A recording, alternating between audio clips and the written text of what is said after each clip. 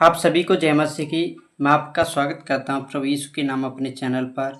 देखिए, वीडियो को स्किप ना करें, लास्ट तक देखना।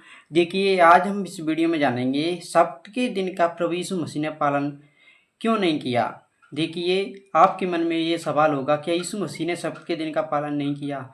मैं आज इस वीडियो में क्लियर करूँगा, यीशु मसीह ने तो सब्त के दिन का पालन किया था, परंतु जो फरीसी शास्त्री लोग थे वो वचन का अर्थ सही तरीक़ा से नहीं समझ पा रहे थे। उन्हें वचन का अर्थ, वचन को समझने में वो वचन को नहीं समझ पा रहे। जो पवित्र शास्त्र में, जो पुराने नियम में जो बातें लिखी हुई थी सब्त के दिन के बारे में, उसे वो समझ नहीं पा रहे थे। प्रभु के वचनों को, प्रभु की बातों को नहीं समझ पा रहे थे। इसलिए वीडियो को एंड तक देखें। हम बताऊंगा कि सब्त के दिन का देखिए प्रभु यीशु ने तो पालन किया था, परंतु फरीसी शास्त्री लोग थे जो समझ नहीं पा रहे थे कि हमें सब्त के दिन का किस प्रकार से पालन करना चाहिए। उन्हें यीशु मसीह समझाना चाहता था कि इस रीति से तुम सब्त के दिन का पालन करो, परंतु फिर भी वो यीशु मसीह पे दोष लगा रहे थे, यीशु मसीह को मानने की युक्तियां बना रहे थे। वो फिर भी यीशु मसीह की बात को नहीं समझ पाए कि यीशु मसीह जो बता रहे हैं, जो प्रभु यीशु बता रहे हैं, वो सच्ची है, सच्ची बात है, सच्चाई की बात है। हमें इसी रीति से सब्त के दिन का पालन करना चाहिए। आपको मैं बता दूं, सब्त का दिन उसे कहते हैं जो विश्राम दिन होता है, जिस दिन फरीसी शास्त्री लोग क्या समझते थे, सब्त का दिन ऐसा दिन है, उस दिन हमें कोई भी काम नहीं करना है। जैसा कि व्यवस्था विवरण 5 के अध्याय में मूसा को 10 आज्ञा दी गई थी, उस समय परमेश्वर ने कहा था सब्त के दिन, विश्राम के दिन तुम 6 दिन तो सारे काम काज करना, परंतु 7वें दिन को पवित्र मानकर उस दिन कोई भी काम काज ना करना। ना तो तेरे घर में कोई भी मनुष्य या तेरे नौकर या कोई भी व्यक्ति उस दिन काम ना करे। परंतु यीशु मसीह ने जब नए नियम में आए तो यीशु मसीह पर भी लोगों ने यही सवाल उठाया कि तू सब्त के दिन में ये काम क्यों करता है। सब्त के दिन में तू, जो तेरे चेले गली खड़के जा रहे हैं, बालें तोड़ रहे हैं, ऐसा क्यों कर रहे हैं। सब्त के दिन में जो काम नहीं करना चाहिए वो क्यों कर रहे हैं। ऐसे ऐसे सवाल यीशु मसीह पे उठाए थे। हम वचन में पहले वचन पढ़ेंगे, वचन का अध्ययन करेंगे, फिर जानेंगे कि सब्त के दिन का यीशु मसीह ने लोगों को क्या संदेश देना चाहता। उस संदेश को हम समझेंगे इस वीडियो में। देखिए, आप वचन को निकालिए। लूका रचित 6 के 6 में हम पढ़ेंगे। देखिए, आप देखेंगे मत्ती, मरकुस और लूका तीनों बुकों में सब्त के दिन के बारे में वर्णन है, सब्त के बारे में अध्याय दिए गए हैं। देखिए, हम देखते हैं। अब लूका में देखेंगे हम। देखिए ऐसा, देखिए और ऐसा हुआ कि 6 के 6 को हम पढ़ेंगे। लूका में यहाँ पर क्या लिखा है, और ऐसा हुआ कि किसी और सब्त के दिन को वह आराधनालय में जाकर उपदेश करने लगा, और वहाँ एक मनुष्य था जिसका दाहिना हाथ सूखा था। देखिए, एक व्यक्ति था जिसका दाहिना हाथ क्या था, सूखा था। उसके दाहिने हाथ में कुछ प्रॉब्लम थी। देखिए, हम क्या देखते आगे 7वें वचन में देखेंगे। शास्त्री और फरीसी उस पर दोष लगाने का अवसर पाने के लिए उसकी ताक में थे। देखिए, यीशु मसीह पर दोष लगाना चाह रहे थे। वो तो विचार बनाए थे कि यीशु मसीह को किस बात में फंसाया जाए, यीशु मसीह पे किस बात में दोष लगाया जाए जिससे कि हम उसे नाश कर सकें। देखिए, यहाँ हम क्या देखते हैं, शास्त्री और फरीसी उस पर दोष लगाने का अवसर पाने के लिए उसकी ताक में थे कि देखें कि वह सब्त के दिन चंगा करता है कि नहीं। परंतु वह उनके विचार जानता था, इसलिए उसने सूखे हाथ वाले मनुष्य से कहा, उठ, बीच में खड़ा हो। वह उठ खड़ा हुआ। देखिए, यीशु मसीह लोगों के मन की बात समझ रहा था। यीशु मसीह फरीसी शास्त्रियों के मन की बात जानता था, फिर भी यीशु मसीह ने वो काम किया जो फरीसी शास्त्रियों के, उनके मन में ऐसा विचार था, ये इसे यीशु मसीह को नहीं करना चाहिए। जो दोष का काम था वही यीशु मसीह ने करा, क्योंकि यीशु मसीह उनकी गलत फहमी को दूर करना चाहता। यीशु मसीह जो वचन का वो मतलब सही अर्थ नहीं निकाल पा रहे थे। मतलब वचन तो सही है परमेश्वर का, परंतु उसे समझ नहीं पा रहे थे। इसलिए तो यीशु मसीह ने देखिए वही काम किया जो उनके मन में वो चाह रहे थे कि ऐसा करेगा कि नहीं। परंतु यीशु मसीह ने देखिए उस रोगी को चंगा किया। किस लिए? कि परमेश्वर, यीशु मसीह फरीसी शास्त्रियों को वचन को समझाने की कोशिश कर रहा था, परंतु फरीसी शास्त्री यीशु मसीह के वचन, परमेश्वर की बाइबल के वचनों को, यीशु मसीह के वचनों को नहीं समझ पा रहे थे। आगे हम देखेंगे। देखिए, 9वें अध्याय में देखेंगे लूका में। यीशु ने उनसे कहा, मैं तुमसे यह पूछता हूँ कि सब्त के दिन क्या उचित है। देखिए, यीशु मसीह ने उनके मन की बात जानी थी, और देखिए यीशु मसीह ने पूछा उनसे, सब्त के दिन क्या उचित है। यह यीशु ने उनसे कहा, मैं तुमसे यह पूछना चाहता हूँ कि सब्त के दिन क्या उचित है, भला करना या बुरा करना, बताइए। अब यीशु मसीह ने उनसे सवाल पूछा, परंतु फिर भी देखिए उनके मन का बुरा विचार खत्म नहीं हुआ। देखिए, आगे हम देखते हैं। भला करना या बुरा करना, प्राण को बचाना या नाश करना। और उसने चारों ओर उन सभी को देखकर उस मनुष्य से कहा, अपना हाथ बढ़ा। उसने ऐसा ही किया और उसका हाथ फिर चंगा हो गया। परंतु वे आपे से भार होकर आपस में विवाद करने लगे कि हम यीशु के साथ क्या करें।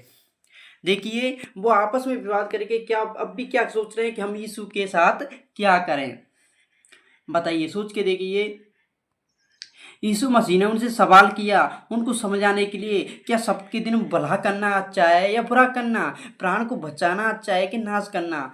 देखिए, परंतु वो लोग फिर भी नहीं समझ पाए थे। फिर भी उनके मन में गलत विचार ही आया। फिर भी वो सोच रहे थे कि हम यीशु को किस प्रकार से नाश करें, यीशु को हम किस प्रकार से। देखिए, आपस में विवाद करने लगे कि हम यीशु के साथ क्या करें। देखिए, आपस में उनके मन में यही विचार आया कि अब यीशु के हम साथ क्या करें, क्योंकि ये सब क्या दिन का पालन नहीं कर रहा है। परंतु यीशु मसीह उनको उद्देश्य देना चाहता था। देखिए, आपको मैं एक बात बताऊं आपको कि यीशु मसीह की बाइबल में लिखा है, हाँ लिखा है सबके दिन में, कि हमें कोई भी काम काज नहीं करना, परमेश्वर के साथ समय बिताना है, प्रार्थना करनी है। परंतु बाइबल में ये भी लिखा है कि तुम भलाइयाँ करो। यदि तुम जिस दिन उपवास रखते हो, यदि तुम्हारे सामने कोई भूखा है तो उसको रोटियां दो। एक जगह पे लिखा है कि तुम विश्राम दिन में अपनी ही इच्छा पूरी करते हो। एक जगह बाइबल में क्या लिखा है कि तुम्हारी प्रार्थना स्वर्ग तक इसलिए नहीं पहुंचती कि विश्राम दिन में तुम अपनी इच्छा पूरी करते हो। देखिए, विश्राम दिन में परमेश्वर क्या चाहता है कि हमें प्रभु यीशु मसीह विश्राम दिन का, सप्ताह के दिन का मतलब क्या है कि हमें अपनी इच्छा पूरी नहीं करनी है। क्या भला करना परमेश्वर की ओर से नहीं है। देखिए, बुरा करना परमेश्वर के विरुद्ध है, पाप करना परमेश्वर के विरुद्ध है। परंतु भला करना, दूसरों के प्राणों को बचाना, दूसरों को चंगा करने का काम भला करना है, दूसरे को खुशी पहुंचाने का काम है। यदि सूखे हाथ वाले मनुष्य को यीशु मसीह ने चंगा किया तो उस व्यक्ति को कितनी खुशी होगी होगी। तो ये अच्छा काम है ऐसा, और उसको चंगाई दी, ये भला काम किया यीशु मसीह ने। परंतु और भला काम करना किसकी ओर से, परमेश्वर की ओर से है। प्रार्थना करना किसकी ओर से, परमेश्वर की ओर से। परंतु बुराई करना, पाप करना शैतान की ओर से है। तो यीशु मसीह ने यही समझाना चाहता था, सबका दिन हो या कौन सा विश्राम दिन हो, विश्राम दिन को परमेश्वर यह कहता है कि अपनी इच्छा से हम बुरे काम नहीं करें, अपनी इच्छा पूरी नहीं करें। हमें बुरी इच्छा को अपनी को पूरी नहीं करनी है, परंतु परमेश्वर की इच्छा को पूरी करें। विश्राम दिन में, सबके दिन हम क्या करें, परमेश्वर की इच्छा को पूरी करें। हमें बढ़ाई करनी है, अच्छे काम करनी है। अच्छे काम में कोई भी बुराई नहीं है, ऐसा काम नहीं करना है। हमें सबके दिन की पाप नहीं करना है, अपने मजदूरों से ज़्यादा परिश्रम नहीं कराना है, हमें दूसरों को दुख नहीं देना है सबके दिन, ऐसा परमेश्वर ने कहा है। उन्हें यही समझाना यीशु मसीह चाहता था कि भला करना उचित है या बुरा करना, प्राण को बचाना या नाश करना। परंतु वो फिर भी नहीं समझ पाए थे। आप तो समझ गए होंगे, मैंने समझाने की कोशिश की है। समझे तो कमेंट में आमीन लिखें ना। क्योंकि देखिए, मैं क्या कहना चाहता हूँ, प्रभु यीशु ने जो आज्ञा दी हैं वो भलाई की ओर दी हैं। परमेश्वर चाहता है कि परमेश्वर ने प्रार्थना करने के लिए भी, प्रार्थना के लिए भी एक जगह कहा है बाइबल में, परमेश्वर ने कहा है एक दूसरे के साथ भलाई भी करो। इसलिए हमें सबके दिन, विश्राम के दिन अच्छा काम करना है, ना कि बुरा। हमें ऐसा काम करना है सबके दिन, या चाहे इस विश्राम का दिन हो, सबके दिन कोई विश्राम का दिन कहते हैं, हमें ऐसा काम करना है कि दूसरों को उस दिन दुख ना पहुँचे, कष्ट ना हो। हमें अनाथों, गरीबों, विधवाओं की सुध लेनी है। यदि परमेश्वर ने हमें सामर्थ दी है, हमें योग्य बनाए, तो हमें दूसरों की हेल्प करनी है। परमेश्वर ने कहा है एक जगह पे, यदि तेरे पास 2 रोटी हैं तो जिसके पास नहीं है, जो भूखा है, उसको एक दे दे। इसलिए भाईचारे से रहो। आगे हम देखेंगे। देखिए, एक जगह बाइबल में लिखा है, ऐसा कौन, ऐसे फरीसी शास्त्रियों ने एक जगह, और यीशु मसीह ने उनसे बातें किया था, क्या सबके दिन, क्या उनसे एक सवाल किया था, क्या सप्त के दिन तुम अपने पशुओं को पानी नहीं पिलाते? क्या सप्त के दिन किसी की भेड़ कुएं में गिर जाए, क्या उसे नहीं निकालोगे? देखिए, पानी पिलाना भी सप्त के दिन, यदि पशुओं को हम पानी नहीं पिलाएंगे तो वो प्यासे मर जाएंगे। चाहे वो सप्त का दिन हो या विश्राम का दिन हो, उन्हें पानी पिलाना है। स्वयं भी खाना खाते हैं, क्या सप्त के दिन हम खाना नहीं खाएंगे? सभी खाते हैं। सप्त के दिन पानी भी पिलाना चाहिए। और यदि कोई बकरी कुएं में गिर जाएगी तो उसके प्राण को बचाना उचित है ना, अच्छा काम है। तो यीशु मसीह ने लोगों को यही समझना था कि सबके दिन को मानो, विश्राम करो, अपने पापों से विश्राम करो। उस दिन पाप मत करो। पाप तो हमें हर दिन नहीं करना चाहिए, परंतु यीशु मसीह ये कहना चाहते हैं कि सबके दिन तो हमें परमेश्वर के साथ समय बिताना है। हमें उस दिन परमेश्वर की जो बाइबल में बताई गई हैं, अच्छे काम करो, भलाइयाँ करो, हमें भलाई करने की कोशिश करनी है। उस दिन हमें पाप करने की कोशिश नहीं करनी है। ऐसा प्रभु यीशु मसीह लोगों को समझाना चाहते थे, परंतु फरीसी शास्त्री फिर भी नहीं समझ पा रहे थे। देखिए, आपसे मेरी एक भी गुजारिश है, यहीं पर हम वीडियो को समाप्त करते हैं। वीडियो को लाइक कीजिए जिससे कि सभी विश्वासियों तक पहुँचे और सभी के साथ वीडियो को शेयर करें। चैनल को सब्सक्राइब करना भी ना भूलें। सभी को गॉड ब्लेस यू, परमेश्वर आपको आशीष दे। आमीन। हालेलुया। धन्यवाद।